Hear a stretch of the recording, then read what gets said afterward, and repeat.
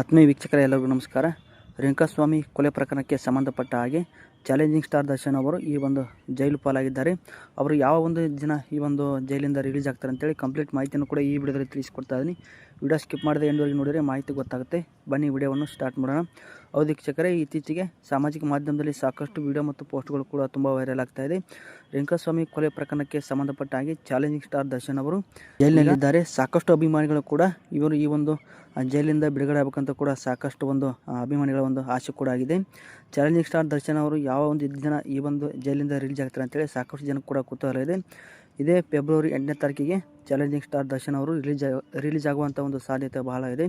ಇದು ನಿಜ ಅಲ್ಲ, ಆಗುವಂಥ ಒಂದು ಸಾಧ್ಯತೆ ಬಹಳ ಇದೆ. ಇದ್ರ ಕುರಿತು ಸಾಕಷ್ಟು ವಿಡಿಯೋ ಮತ್ತು ಪೋಸ್ಟ್ಗಳು ಕೂಡ ತುಂಬ ವೈರಲ್ ಆಗ್ತಾ ಇದೆ. ಆದಷ್ಟು ಬೇಗ ಚಾಲೆಂಜಿಂಗ್ ಸ್ಟಾರ್ ದರ್ಶನ್ ಅವರು ಹೊರಬಂದು ಅವರ ಒಂದು ಮುಂದಿನ ಜೀವನ ಚೆನ್ನಾಗಿರಲಿ ಅಂತ ಹೇಳ್ತಾ ಇವತ್ತಿನ ಒಂದು ವಿಡಿಯೋನ ಇಲ್ಲಿಗೆ ಮುಗಿಸ್ತಾ ಇದ್ದೀನಿ.